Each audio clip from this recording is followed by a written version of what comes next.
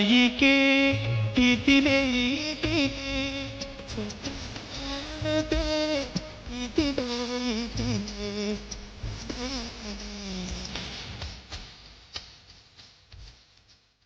പ്രിയമുള്ളവരെ, ഞാൻ രാജീവൻ കുറുമാത്തൂർ.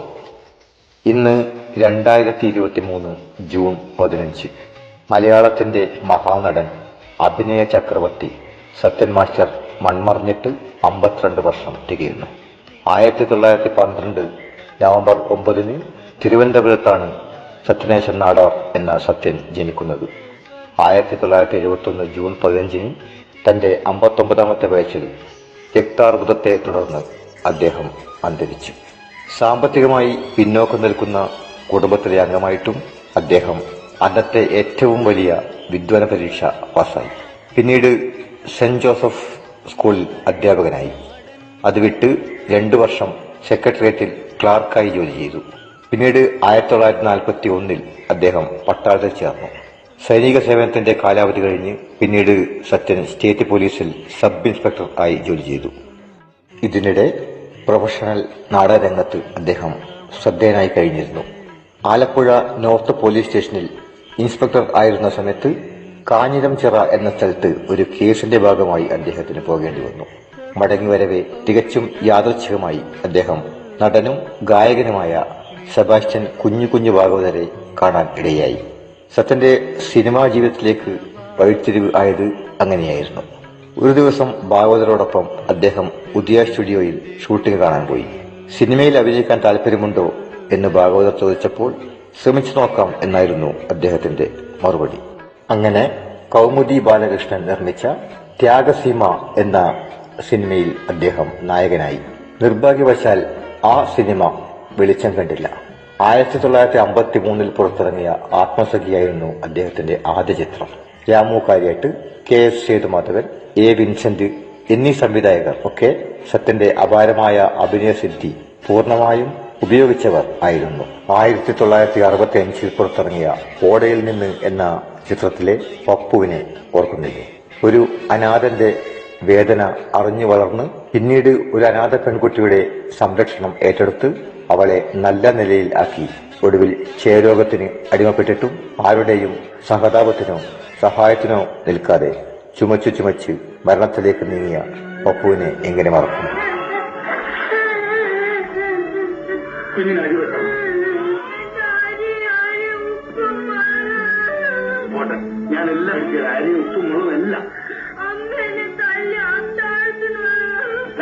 എല്ലാം ഞാൻ വാങ്ങിച്ചുതരാം. ട്രെയിനിപ്പോ പോകുമെന്നാ തോന്നുന്നത്. അരങ്ങിരിക്കാമോ?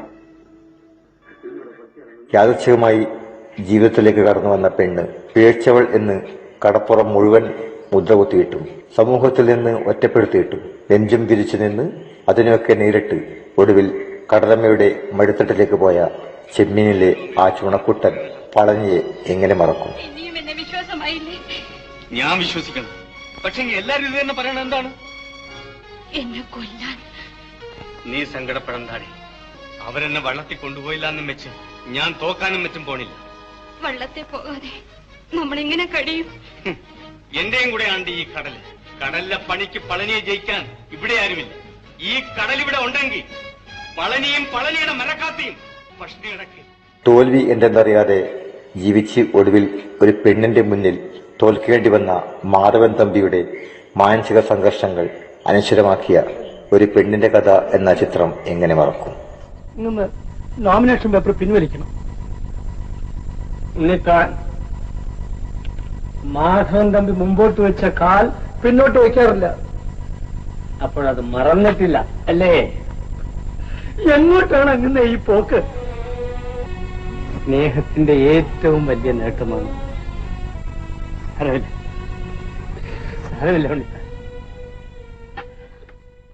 മുന്നിൽ നിൽക്കുന്നത് യക്ഷിയാണോ അല്ലയോ എന്ന് തിരിച്ചറിയാനാവാതെ മനസ്സ് കലുഷിതമായ യക്ഷിയിലെ ശ്രീനിയും അധ്വാനിക്കുന്ന തൊഴിലാളി വർഗത്തിനു വേണ്ടി ജീവിതം ഒഴിഞ്ഞുവെച്ച അനുഭവങ്ങൾ പാഴ്ചകളിലെ ചെല്ലപ്പനും അശ്വമേധത്തിലെ ഡോക്ടർ തോമസും ഒക്കെ അല്പം പഴയ ആളുകളുടെ മുന്നിൽ ഇന്നും ജ്വലിച്ചു നിൽക്കുന്നു.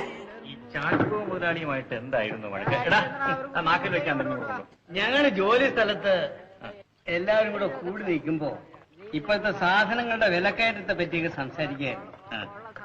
ഇങ്ങനെ പോയാൽ കൂലി കൂടുതൽ ചോദിക്കാതിരിക്കാൻ നിവർത്തിയില്ല എന്ന് ഞാൻ പറഞ്ഞു. അതാരോ കൈമണിയിൽ അവിടെ ചെന്ന് പറഞ്ഞു കാണും. ആര് പറഞ്ഞാലും ഇല്ലേലും ഇങ്ങനെ പോയാൽ കൂലി കൂടുതൽ ചോദിക്കാതിരിക്കാൻ ഒരു നിവർത്തിയുമില്ല.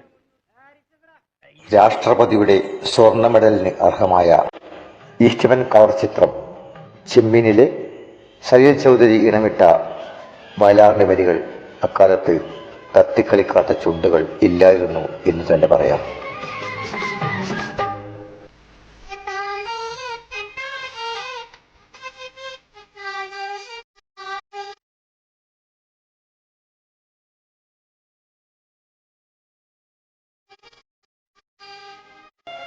ഓരോ ചിത്രങ്ങളിലെയും സത്യന്റെ കഥാപാത്രങ്ങളെ വിശദമാക്കുക എന്നത് ഇതുപോലുള്ള ചെറിയ അനുസ്മരണ പ്രഭാഷണങ്ങളിൽ അസാധ്യമായതുകൊണ്ട് അതിന് ഞാൻ മുതിർന്നില്ല. എങ്കിലും ഏതാനും കഥാപാത്രങ്ങളെ കൂടി പരാമർശിക്കേണ്ടത് അനിവാര്യമാണ് എന്ന് തോന്നുന്നു. മുടിയനായ പുത്രനിലെ രാജൻ, കടൽപ്പാലത്തിലെ കൈമൾ രഘു എന്ന ഇരട്ടവേഷം, വാഴയമായത്തിലെ സുധി, രാഷ്ട്രപതിയുടെ വെള്ളി മെഡൽ നേടിയ നീലക്കുയിൽ, സ്നേഹസീമ, നായര് പിടിച്ച പുലിവാലി, ഭാര്യ, കായംകുളം കൊച്ചുണ്ണി, അടിമകൾ തുടങ്ങിയ ചിത്രങ്ങളിലെ കഥാപാത്രങ്ങൾ, നിങ്ങളെന്നെ കമ്മ്യൂണിസ്റ്റാക്കിയിലെ പരമപിള്ള തുടങ്ങിയവ ഒക്കെ സത്യന്റെ ഏറെ ശ്രദ്ധേയമായ കഥാപാത്രങ്ങൾ ആയിരുന്നു. 2 തമിഴ് ചിത്രങ്ങൾ അടക്കം 160-ൽ അധികം ചിത്രങ്ങളിൽ അദ്ദേഹം അഭിനയിച്ചു. 1969 മുതൽ സംസ്ഥാന സർക്കാർ ചലച്ചിത്രങ്ങൾക്ക് അവാർഡുകൾ പ്രഖ്യാപിച്ചു തുടങ്ങിയപ്പോൾ ആദ്യത്തെ മികച്ച നടനുള്ള അവാർഡ് നേടിയത് സത്യനായിരുന്നു. ചിത്രം കടൽപ്പാലം. തളരാറായില്ല മിസ്റ്റർ നാണുകുട്ടൻ നായർ. എന്റെ മകൻ പ്രഭാകരനെ ആ സരള എന്ന പെൺകുട്ടിയിൽ നിന്ന് നിങ്ങളൊന്ന് മോചിപ്പിക്കണം. നിങ്ങളുടെ മകൻ അവളെ വിവാഹം ചെയ്യട്ടെ. അതിന്റെ പ്രതിഫലമായിട്ട് കൂടിയാണ് ഈ വോട്ട് കമ്പനിയുടെ കാര്യം ഞാൻ പറഞ്ഞത്. ഞാൻ ശ്രീധരൻപിള്ളയോട് സംസാരിക്കുന്നുണ്ട്. മനസ്സിലായില്ല? മനസ്സിലാക്കുന്നത് നിങ്ങൾക്ക് നന്ന്. മനസ്സിലാക്കാം. ഒരു കാര്യം പിന്നീട് 1971-ൽ കരകാണക്കടൽ എന്ന ചിത്രത്തിലും മികച്ച നടനുള്ള പുരസ്കാരം അദ്ദേഹത്തിന് മരണാനന്തര ബഹുമതിയായി ലഭിച്ചു.